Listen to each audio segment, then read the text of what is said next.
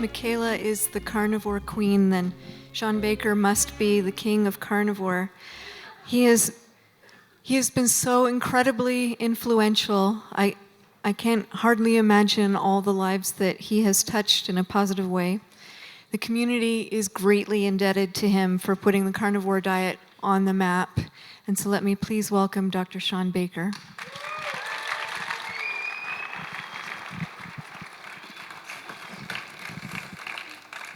All right, thanks, guys. I want you guys to give yourselves a round of applause. You guys are making history. This is the first carnivore conference. This is amazing. You know, when I did this, and all credit to all the people who have been doing this a long time. You know, the original credit for the carnivore diet is probably belongs to some Australopithecine from 2 million years ago, quite honestly. But you know, there's been a lot of people who've done this before I got up there and got crazy and have done this. But to see this happen, you know, all this room filled with people. We just had a great meal. You know, when you go to most conferences, after lunch, everybody's asleep.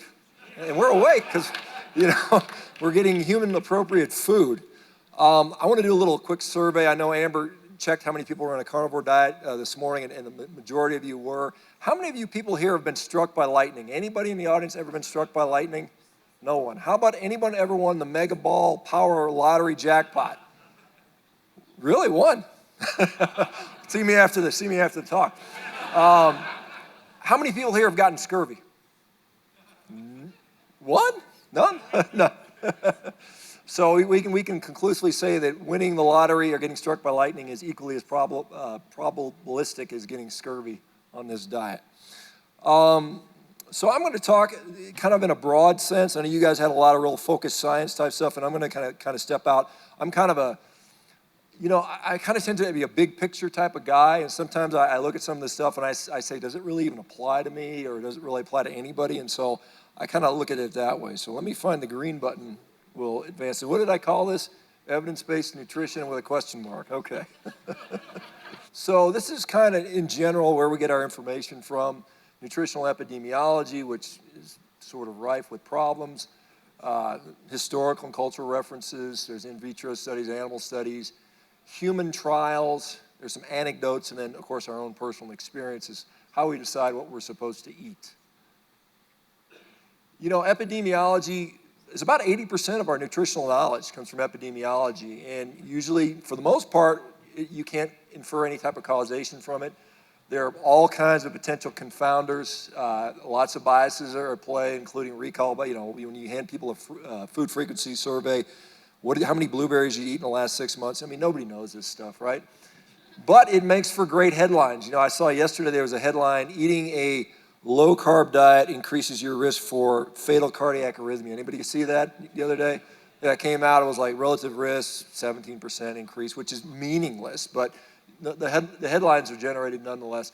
This is a quote from Professor John Anidis out of Stanford University. He's one of the most published public health physicians out there. You know, this is a long statement that he made, and he made it more elegantly than I do, but he basically says nutritional epidemiology is a bunch of garbage, and we should just start over and throw it out. And I mean, not that I totally suggest we do that, but it's probably not far from the truth. Then we talk about historical and cultural references. Well, whose culture are we looking at? You know, this is what we typically think. This is what my grandmother ate. This is how we were eating for, you know, last 50 years, 100 years. But, you know, equally, we've got people that do this. So that's what their historical reference is. I mean, if we were to go back to, you know, Mongolia 50 years and go in the rural area and say, what do you guys think about a carnivore diet? And they say, well, that was Tuesday. I mean, no big deal. And we're up here acting like we're crazy people. So whose culture do we look at? In vitro and animal studies, again, I'm not a rat and I'm not a cell. I mean, you know, we see so much information that comes out of this stuff, you know, that we think we can extrapolate to, and there's a lot of problems. The nice thing about animal studies are they'll be compliant with the protocol, and, you know, you can get that stuff. So there's some advantage there, but there's definitely some shortcomings to this sort of stuff. And then we talk about, you know, human trials, you know, and there's a lot, there even, you know, like I said, it's not like it's a hopeless cause, but there are certainly shortcomings there. You know, often when we look at nutritional studies, and I'll go to the last point there, people ask, well, there's no long-term studies on a carnivore diet. How do you know you're not going to drop dead of a heart attack in 50 years or get cancer or not live to 92 and only live to 91? I mean, there are zero, with a capital Z, long-term randomized control studies on any diet. There's none that have ever been done. There are probably none that will ever be done. You'd have to lock up, 500 twins in a metabolic ward for the rest of their life and control every factor. So we can never know this information. But there's people out there saying, well, there's not long-term data, and yet there's no diet that has that data. Often they're short-term because it costs a lot of money. Nobody wants to pay for that. The endpoints are typically biomarkers, and biomarkers drive me crazy because, Dave Feldman, where's he at? We learn from Dave, cholesterol, it changes every day potentially. You can change it, 100 points in a week. Do you guys know this vitamin D? We talk about vitamin D deficiency and all that stuff. How much does vitamin D vary throughout the day? 30%. Your vitamin D level can change 30% during the daytime. If we talk about the microbiome. We get all these stool samples, we send it off for a microbiome. Well, guess what? They did recent studies, and the microbiome that you get from a stool sample doesn't even match what's in your colon half the time. When they do biopsies, they don't even line up. So we have all these biomarkers where we try to figure out what's going on, and we don't even know what they mean. Let's talk about uric acid, right? Uric acid is associated with gout. If uric acid is high, it's a bad thing. Well, guess what? If uric acid is really high, your likelihood of getting multiple sclerosis is almost nothing.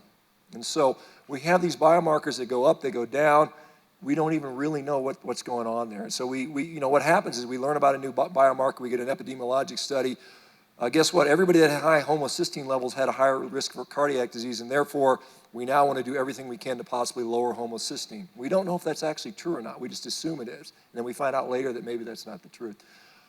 It's very difficult to blind participants for a nutritional study, right? I don't care how good the Impossible Burger tastes. You're not fooling me, I'm going to know I'm not eating real meat. So there's some real problems with this stuff.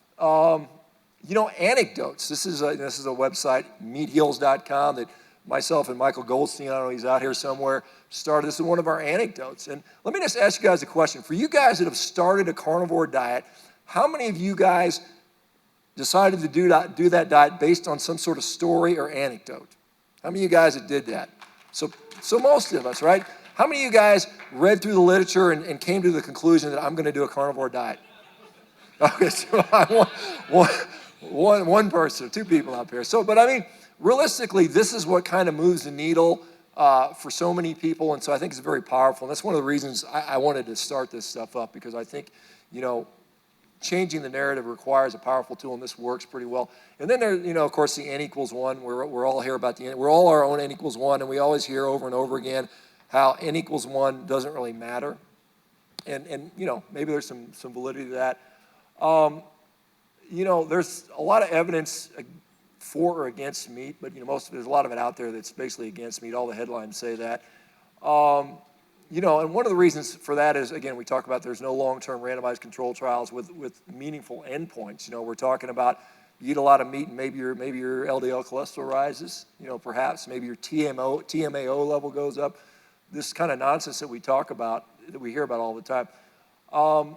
This is the other thing. When we look at meat eaters in epidemiology, they're not even studied. There are no meat eaters. There's people that eat a few ounces of meat and the rest of it's plant food. So we don't really have any good endpoints on that. Probably the only modern population out there that we know about is probably Hong Kong, where they eat a pound of meat a day, which is nothing compared to what we eat. And they live longer than anyone else on the planet, and they have the highest IQ, incidentally, which is kind of interesting. And again, the short-term studies with just the biomarkers. This is the other thing. We often look at these in vitro animal studies, and they look at isolated compounds with unrealistic dosages. And I would point to you things like the polycyclic aromatic hydrocarbons and the heterocyclic amines. If we char our meat, we're going to get cancer. But again, those studies were done massive doses. It's stuff most of us would never do. We probably have to eat completely black steaks that are not going to taste good anyway for that stuff to be, relevant. And again, that's not in a functioning human with a functioning liver. We talk about all these plant compounds and how they have these hormetic effects because they induce enzymes that will now make us tougher and stronger. But when we make that same argument, what about these polycyclic aromatic hydrocarbons? Does that do the same thing? It actually do the same systems often. And then again, this is the other thing. It's just really hard. It's tough to, it's expensive to, and what they tell you is, it's the best we've got. We've got kind of not such good techniques, study mechanisms, and so we just have to make the best of it. And so that's what we have. And so I kind of equate that to I call it the nutrition science airlines. And so we're flying on it. We've got a broken wing, holes in the fuselage, the wheels are broken, the engine's missing, and the motto is, it's all we can afford. And that really is nutrition science, in my view. And so, enjoy the flight, guys. I mean, and when we look around I didn't fly on those guys, but I've heard some bad. But I mean, literally, that's what our population looks like as a result of nutrition science, in my view. Can we do better? I don't know. Maybe we can. But one thing we maybe should actually study people that actually eat meat, like not a few ounces a day.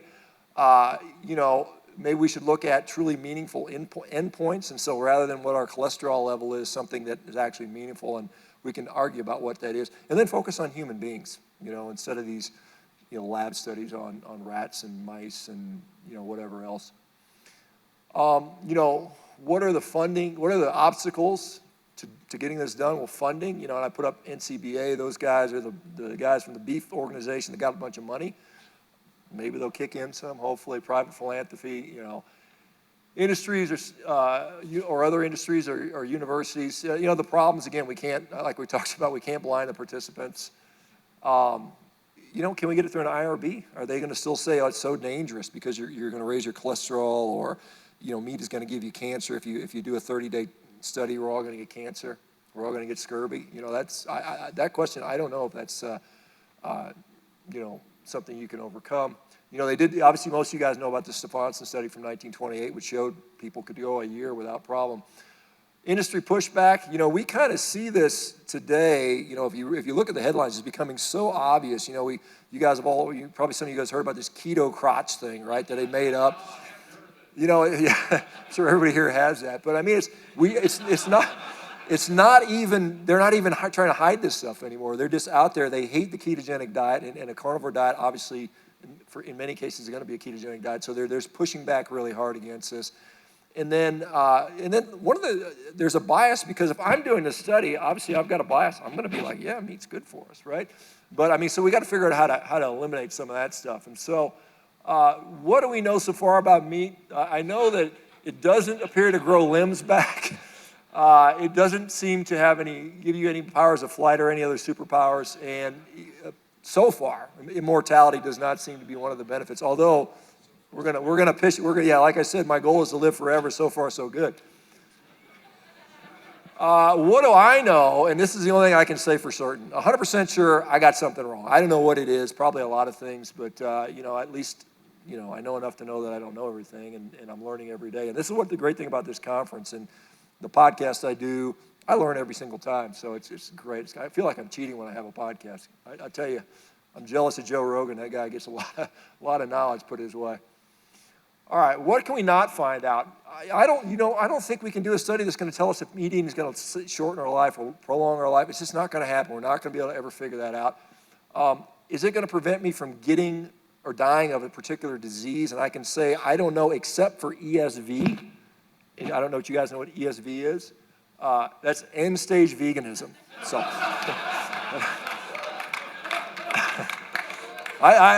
Sorry to Dr. Greer, I always pick on him, but it's just too easy, sorry.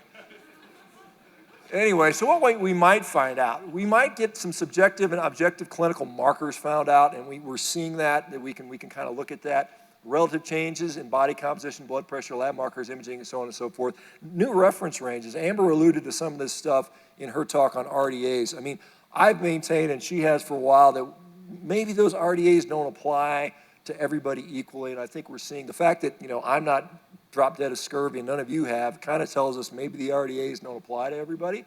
And then the same thing can be said about a lot of these lab markers. Is a low T3 a problem? Or is it normal? We don't know that stuff, and so I think those things can possibly be figured out. Short-term impacts on disease and physiology. Again, everything we're going to know is really going to be short-term. It's not going to predict your future. It's just not. We can guess and assume it is. I mean, and I like to say, what I like to say is the best predictor of your future health is your current health. And so if you get healthy today, and however we define that, you're likely to be healthy in 10 years, and the converse is true. Yeah, a lot of us out here, we don't need a study. We know, we've discovered it. But is there a reason to pursue that? And Nina Tycholz out there, I think, will probably tell you, we probably do need some studies, in all these areas to kind of move that needle.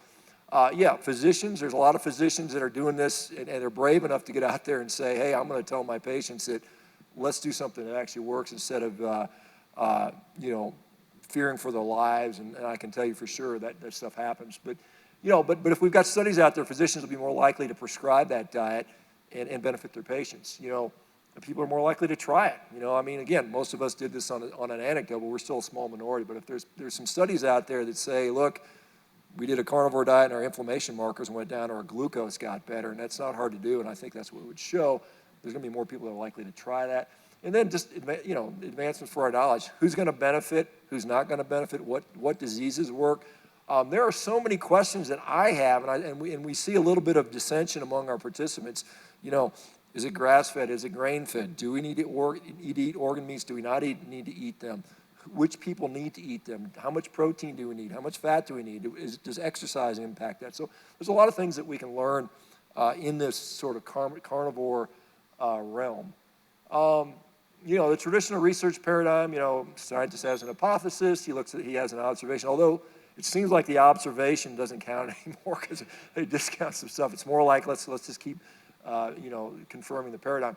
He designs a study, they got to get funding, they got to perform the study, maybe he publishes, maybe maybe he doesn't. We see that with some of the criticism of some of the drug studies. A lot of those studies never get published, and we never see the data, and we only see the good stuff. Maybe it'll make an impact, maybe it won't, maybe it depends what journal it gets published in.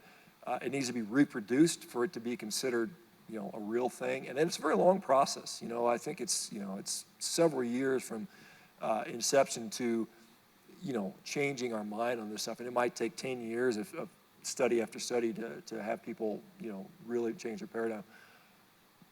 You can outsource, and this is something like guys like Tim Noakes like to talk about, is the wisdom of the crowds and outsourcing it to the crowds. There are some advantages and disadvantages to that.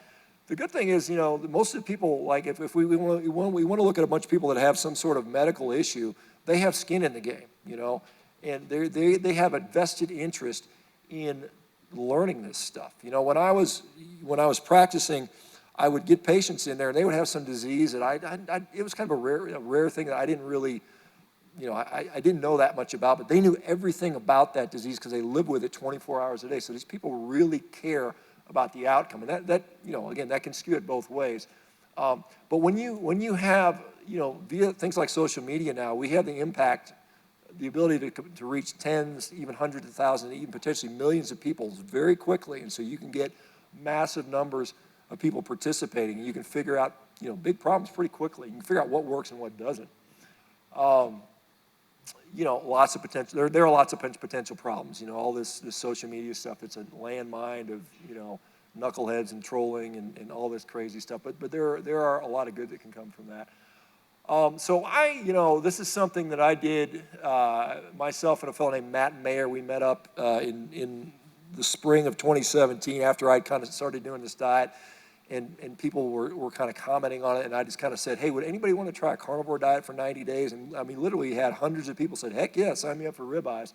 So we kind of did this stuff, and I'm not a researcher by trade. We had no money, we had nothing to do. We just said, well, let's kind of see what happens. And so, we got them to go for 90 days, and I know some of the people in this audience participated in that study. And so we had some subjective measures, some objective stuff. It was all self-reported data. There was lots of problems with this. Survivorship bias. We were unclear on the attrition rates because we couldn't tell, who signed up, who didn't enter data. There's all kinds of problems with this stuff. We had differential reporting for different metrics, so we would ask people to measure this, this, and this, and some of them would measure this, some of them would only measure certain other things. Again, we're not professional resources. We didn't have a control group. We didn't have different we didn't really select people based on different diets. So there's all kinds of problems with this. But nonetheless, we got it done, and we got a little bit of data out there. There's my man, Matt. He's not here, but I'm sure he'll be happy to see that. We had, range from about 60 to about 100 people that actually entered data for different topics. Most of it was males, and it seems like the carnivore diet adherents tend to be more males, although it's quite, this seems maybe close to what I'm seeing in the audience now. Age range from 20 to 70. The biggest group was most of the people were in their 50s. On average, people ate about 2 pounds of meat a day, which is, I think, what most people would say is pretty typical.